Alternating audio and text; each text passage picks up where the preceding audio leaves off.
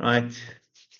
We're looking at stakeholders, question 4. So when we think of what a stakeholder is, we always consider a stakeholder as those individuals impacted by the organization, but also those stakeholders who impact the organization. So the focus in terms of that is to try and identify those individuals that the organization will affect, and also those individuals that will contribute to the organization's successes, but also could potentially, if not looked after properly, destroy the organization.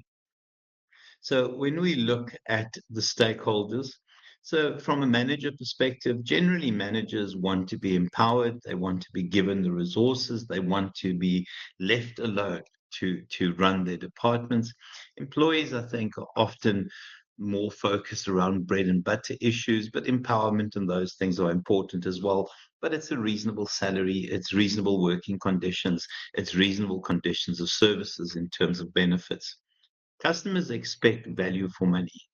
Customers, in terms of where we are with technology now, want good quality products, but they also want those products at a reasonable price. Customers hate the sense that they feel that they're being ripped off. Investors, financiers, and shareholders, I think the key thing for all three of those is that they want a return on investment. Shareholders certainly want some sort of dividend payout every so often, and also, increase in the value of shares, which is often directly related to how well the organizations run. And investors and financiers obviously want some interest payment on the loans and investments. Suppliers definitely want to build long-term strategic relationships, want good communication in a modern world where people essentially don't really talk about themselves as manufacturers anymore, because modern organizations are assemblers, and the building, the manufacturing generally will happen at your suppliers, and then the organization, the brands that we know, for example, Volkswagen, would Lego block those bits together as part of their assembly processes. And then the intermediaries also expect some sort of long-term relationship from a strategic perspective, but also would want to make sure that the relationship is a mutually beneficial one, that one doesn't benefit over the other. If we then look at media, media are more of an indirect stakeholder in the sense that media can make or break the company, and having a positive relationship, making sure that positive articles are shared and dealing with negative articles in a positive way is an important part of managing that particular stakeholder. Local government, I think if we see how local government struggles to meet basic needs, we are often considering public-private partnerships with local government to address some of those burning areas that need to be addressed, whether it's running water, whether it is the idea of building local community halls, supporting communities. Community is also very important, because without communities, an organization will not get wealthy. And communities make organizations these powerful behemoths in terms of finances, but certainly also expect something in return. And that's where the CSR component becomes important. So it's very difficult to have that as our only list. Modern theories would tell you that the natural environment is also considered a key stakeholder. And the reason we consider the natural environment a key stakeholder is, again, we impact and are impacted by the natural environment, and looking after the environment, making sure we don't pollute, but fixing where we've polluted, very important in terms of sustainability. Right. So in terms of engaging with our stakeholders, there are a couple of theories, guys. What I've done here is I've filtered out all the horse manure and focused on the essential elements that we need to look at.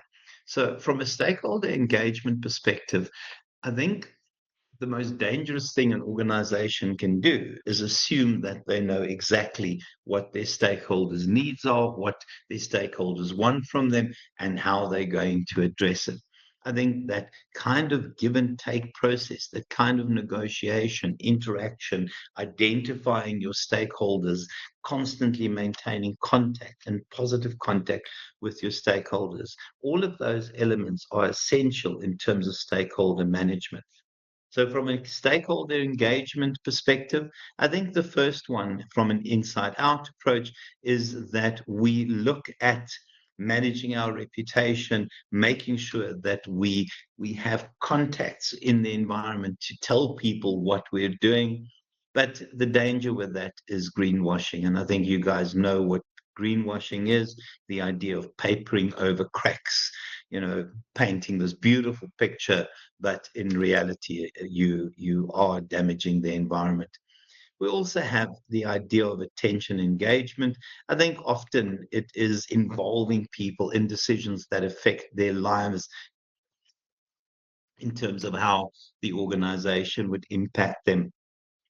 So we can only really incorporate stakeholders' interests if we are in a position to actually understand what those interests are. So I think for me, it really is this idea of organizational social learning interacting. Now, you'll see in the manual, they have got some models, but I thought those models were cumbersome, and I think this is enough information to use to answer your question. Bullet 3. So, yeah, this is one they used last year as well in terms of the exam, the humanity and the environment.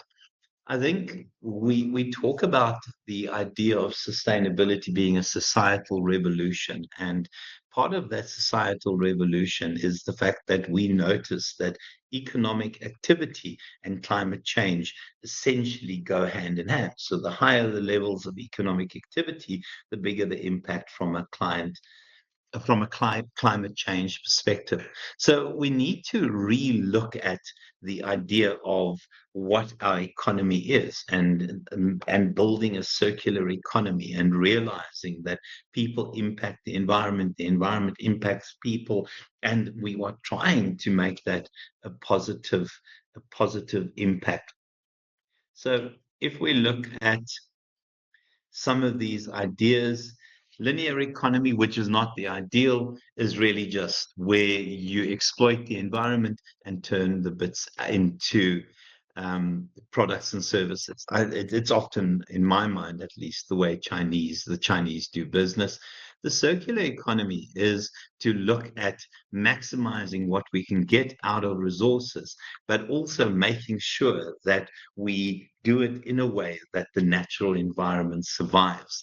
So it really is the idea of recycling, reusing sources. I always think of the $1 Million Classic, the Sun City $1 Million Classic golf tournament, where the greens are lush when the tournament takes place, and it is water that they would have used in their hotel, recycled, and they water their gardens with it. So it becomes a circular thing.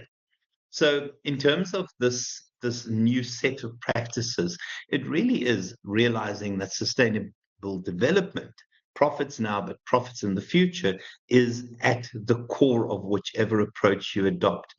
And it is about realizing that from a systems perspective, the environment in which we operate, the ecology, the ecosystems, these are sensitive entities, and if not looked after properly, will degrade. And the knock-on effect of that degradation is then negative in terms of human interactions. And I think we need to realize the importance of that human natural interaction. And I think the truth is that when we see what happens as a consequence of climate change, ice caps melting, I would have told you guys in class that is a real consideration of reintroducing the woolly mammoth, because as ice caps melt, new pathogens are being exposed to in the environment. And we now have to find alternative ways, because we've damaged the environment so much, to try and react to dealing with those. If you have a positive approach, when you are proactive in managing that relationship, you wouldn't need to bring back animals that existed hundreds and thousands of years ago. And then, yeah, I also think we still need to realize that economic activity is important, but it's about making sure that we don't overconsume. It is about making sure that we have resources available for the future. And it starts with some sort of vision around sustainability, but it also then has to be supported by policies and procedures to do that. Now, I've mentioned this already. I think we utilize 2.5 planets worth of resources. So it's not surprising that Elon Musk wants to populate Mars and that we are looking.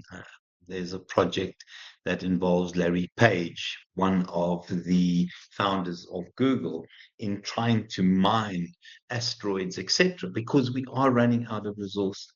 So we need a new Earth stewardship. It really is where we look after ecological vulnerabilities, where we make sure that we still contribute to business activity, but we make sure that we do so in an ethical way, in a way that we are able to ensure that this will happen in the future as well. So profits now, but again, with the focus on profits in the future. I think we know that there's a critical relationship between humans and nature. And the truth in terms of that relationship was borne out wonderfully when we looked at COVID. I mean, pathogens leaked from some sort of Wuhan laboratory, and on the basis of that, we had COVID, which then spread the entire world. And it's a clear example of where we ignored the importance of that balance between humanity and then also looking after the natural environment. From a statutory obligations perspective, guys, you'll see I've already discussed this in one of the previous questions, but we know that it starts with the South African Constitution, the Bill of Rights. We mentioned the Bill of Rights already in one of the previous ones. But the Constitution says very clearly that you are there to protect the environment, to use the environment in such a way that future generations would also have access to the natural resources.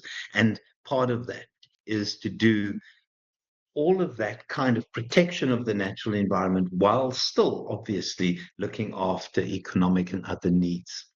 So you can see there the triple bottom line making an appearance, the idea of balancing people, planet, and profit.